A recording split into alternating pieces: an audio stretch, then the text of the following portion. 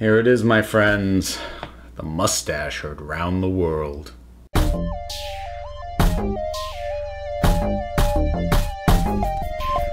Mission Impossible Fallout. I have seen it. I am going to review it. But first, I'm going to take a quick second to explain why the thumbnail looks the way that it did. It's because Paramount is a bunch of jerks. And they have laid copyright claims on videos that I have done talking about movies that they come out for the use of a few seconds worth of a promotional image. Not video, not audio, a still image. And they laid copyright claim. And yes, I know, I feel I'm well within my rights to continue to dispute fair use. I did the initial dispute. They continued to say, no, this is ours. We're claiming this whole video. And, you know, the video, while I'd like to take a stand on the principle of it, I can't afford to. I can't afford to lose, even though I know I'm right, and it's not worth the stress. So I'm avoiding stress, and from forever after, anytime I talk about anything being released by Paramount, I can't use images, and I'm not gonna. You're gonna get big old question marks, so if I'm really feeling spiteful, maybe I'll hand draw some doodles. Okay, now that I've gotten that off my chest, let's actually talk about this movie. Because this movie, though distributed by a bunch of jerks, it's not the fault of the film, so let's assess the film as it is. So how is Mission Impossible Fallout? Well, it looks like it was made by a bunch of jerks. No, I'm done. I'm done with that bit. It's good. Maybe a little bit of a history of my feelings about the Mission Impossible franchise in general. I've never done a review of any of the others. Well, I sort of did.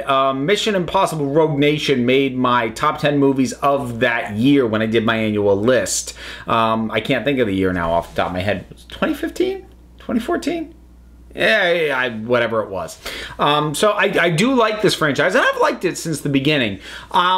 So, like, my general feeling is there's only one flat-out bad Mission Impossible movie, and that's the second one.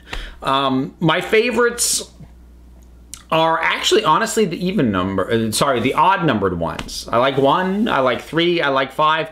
Ghost Protocol, that's the fourth one. It's okay. I think it got really overpraised. I think because everybody was still really high on Brad Bird, and like it was his live action debut, so people kind of like the geek circles kind of went nuts, and I said it's fine.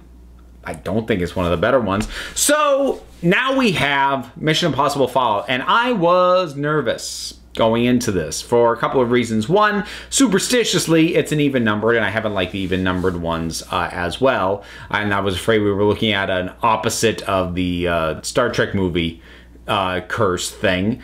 But then in addition to that, this was the first time that they brought back a director from the one preceding it, and the first time they've picked up on plot threads from the ones before. We've had a handful of recurring characters, well, basically 3 and maybe a cameo somewhere. I mean, Ethan Hunt, you know, Tom Cruise, he's always there, and Luther is usually turned up, and then, you know, we've had Benji since 3, but you know, a handful of recurring folks, but it's usually more or less a clean slate every time. So the whole idea of having this play out the threads from what had gone on in Rogue Nation, and bringing Chris McQuarrie back as writer-director, he did a great job on Rogue Nation. But the whole thing made me nervous, because one of the things I did like about this series was the fact that they brought in a different director each time and gave it a little bit of a different flavor. Again, didn't always work too, but I still enjoyed it. So now, having seen this, to sort of place it within the scope of the franchise, it's not as good as 5. Rogue Nation's still my favorite. I don't know if I like 1 or 3 better. This comes in after that. I think it's better than Ghost Protocol, but again, I think I'm in the minority on my assessment of that film in the first place, but it's definitely way better than 2. It's about in the middle. It's good, and it certainly didn't disappoint the way that I was afraid their first kind of direct follow-up would disappoint. It is a breakneck film. No, you know what? This only just occurred to me. This is the movie that Quantum of Solace wanted to be and totally failed at. So the whole thing where we've got some strands playing out and we get a little bit from a villain that was dealt with and captured at the very end of the preceding movie. So much back to back action. It's not a dissimilar structure, but Quantum of Solace is crap because the action is impossible to follow and you can't tell what's going on.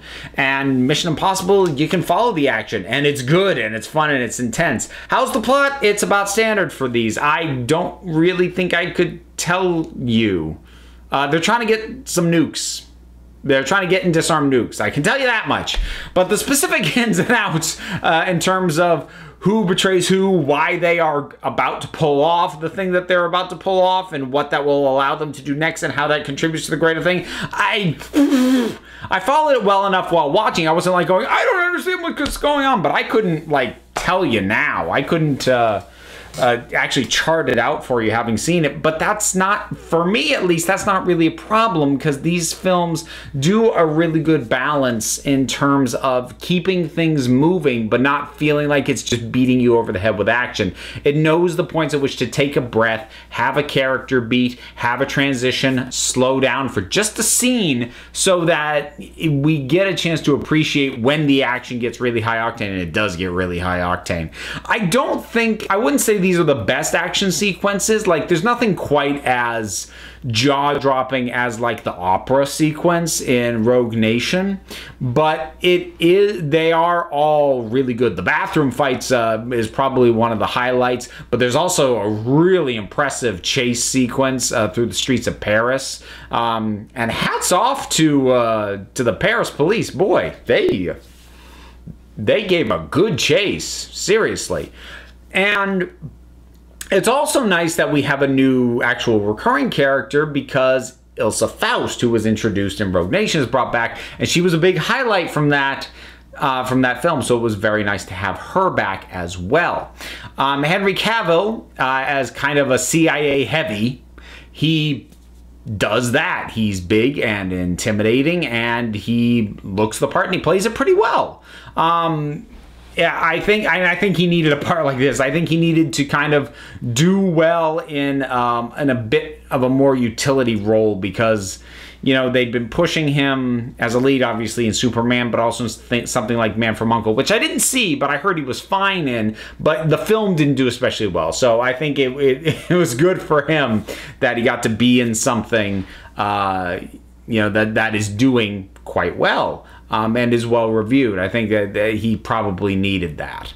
And we also get a surprising number of cool nods to varying degrees to almost all the other films. And if I can remember, when I start talking a little bit more spoilers, I might go into specifics on that because some of them I actually think were really clever.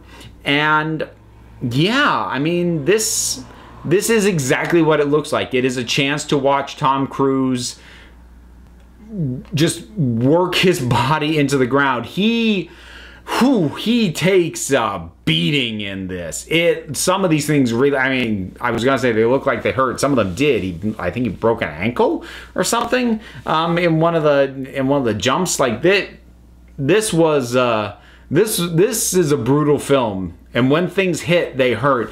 There's a really good balance between the practical and the CGI, and very rarely is there a 100% CGI shot or effect. There is usually a real element that turns to CGI when something happens that would not have been in any way feasible to do real, and then it turns back to live action again as soon as that part of the shot's over. So CGI is used to augment a whole lot of practical stuff, which is the way I think it should be done, especially when you're doing something that is supposedly set in the real world, whereas you can get away with more complete CGI if you're going more cartoonish, more overblown than these films tend to be. I think that's about it. Like, it was a good time. I had fun. Certainly not my favorite of the series, but it was a good time at the movies. So I suppose I'm going to get into what could consider to be spoilers. This is probably going to be pretty brief because I just kind of want to talk about some of the nods to earlier stuff that I really enjoyed. I love that we got the daughter of Max.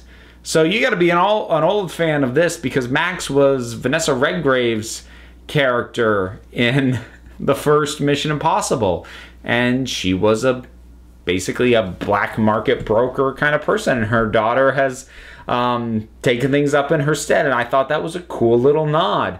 And there's other ones kind of sprinkled throughout, little nods to stuff that has been done, including one to number 2. At least it felt like one, because at the very end, to get the detonator, Ethan has to free climb up a cliff. And what was he doing what was the ridiculous activity he was doing at the very start of Mission Impossible 2? Free climbing up a cliff. Yeah, there we go.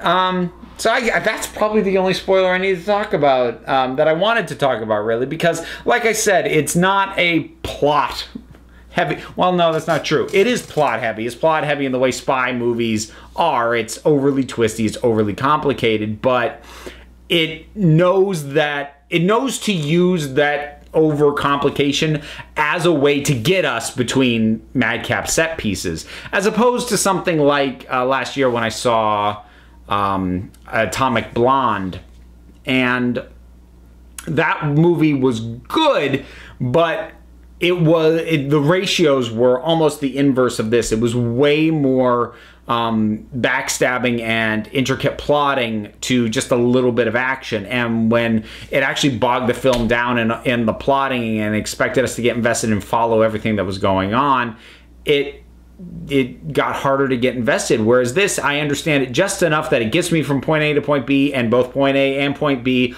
are awesome action sequences, so it works. So that's Mission Impossible Fallout. Oh, I had one other thought, and this one is spoilery as well.